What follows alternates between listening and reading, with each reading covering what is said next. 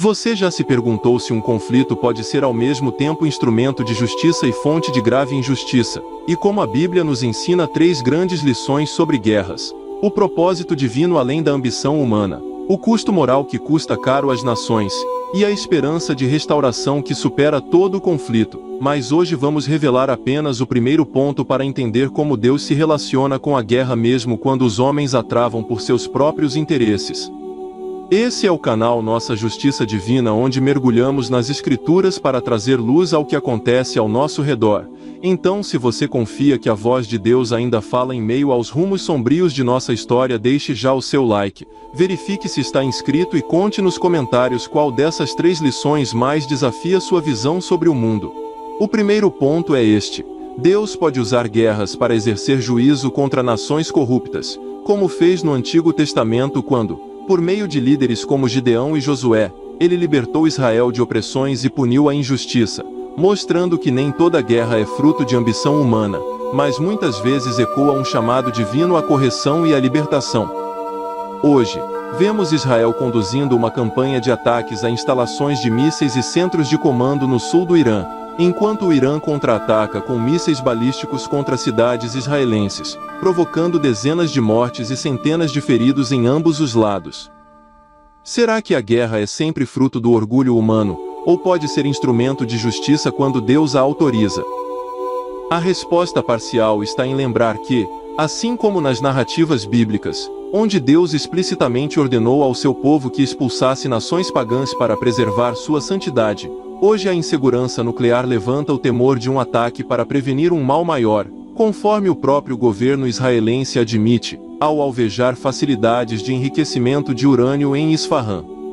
Ainda assim, a verdade é que, quando uma nação se lança ao ataque não apenas contra militares, mas também contra a infraestrutura civil, corremos o risco de repetir a injustiça daqueles que antes feriram o povo de Deus, e precisamos perguntar: até que ponto prudência estratégica não se torna exploração do medo dos mais vulneráveis?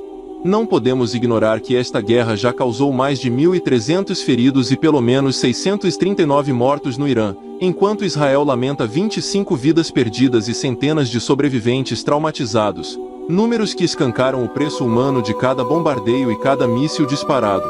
No entanto, o Antigo Testamento diferencia claramente guerras de conquista, guerras defensivas e guerras de juízo, e nos desafia a reconhecer quando um conflito é legítimo sob a perspectiva divina, ou quando apenas escancara o egoísmo humano travestido de segurança nacional. Em paralelo, vemos os Estados Unidos dando um passo decisivo ao lançar bombas de 3.600 quilos em um sítio de enriquecimento iraniano, marcando sua entrada direta no conflito e elevando as tensões para novos patamares. Essa intervenção americana nos força a refletir: será que invadir o campo adversário sob o pretexto de impedir um mau futuro não repete o padrão daqueles que, sem respaldo divino, espalham destruição em nome do bem maior?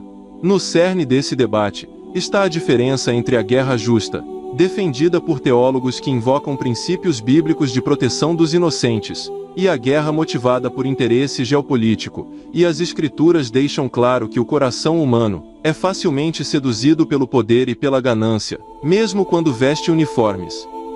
Por que Deus permite a continuada escalada de violência, se seu propósito final é a paz? A resposta parcial está em considerar que Deus, em sua paciência, muitas vezes tolera as consequências da queda humana para que, no tempo devido, a justiça se manifeste plenamente, e para que os homens aprendam que sem ele nenhuma vitória dura pode ser alcançada, conforme anunciou Isaías ao dizer que um dia das espadas forjarão arados, e não aprenderão mais a guerrear.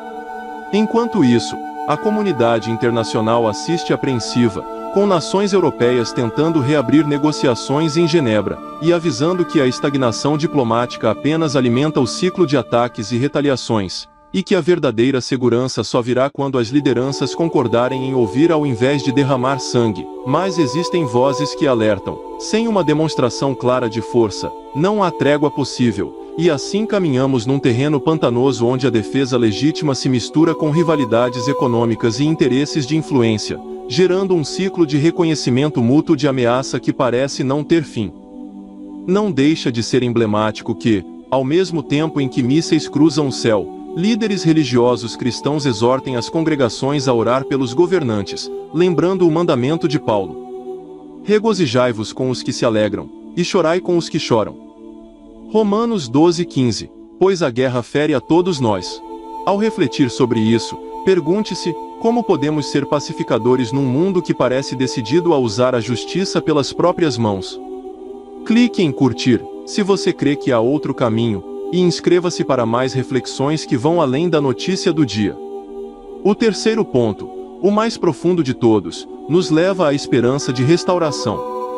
Embora Deus use guerras em momentos de juízo, Ele anuncia um tempo em que Ele mesmo virá estabelecer a paz definitiva, quando o machado jazerá em sua própria forquilha, e o leão comerá palha como o boi. Isaías 65:25. É a promessa de um reinado de justiça em que as armas serão transformadas, não para que as nações se enfraqueçam, mas para que cada instrumento de morte seja convertido em meio de vida, restituindo a dignidade roubada pela guerra.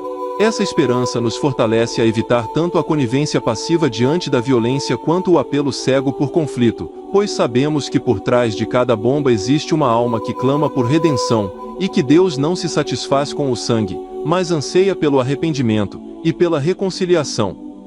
Em última análise, a Bíblia nos convida a ser instrumentos dessa paz futura, não como pacifistas ingênuos, mas como guerreiros espirituais que combatem a injustiça com compaixão, a intolerância com diálogo, e a desilusão com a fé que não falha. Se este estudo iluminou seu entendimento sobre a guerra atual entre Israel e Irã, curta o vídeo, inscreva-se no canal para receber análises que cruzem atualidade e Bíblia, e deixe nos comentários como você acha que podemos ser pacificadores em tempos tão sombrios. Lembre-se, Deus fala sobre guerras não para nos encorajar ao conflito, mas para nos preparar para o dia em que Ele virá julgar as nações e convocar seu povo a erguer bandeiras de justiça e compaixão.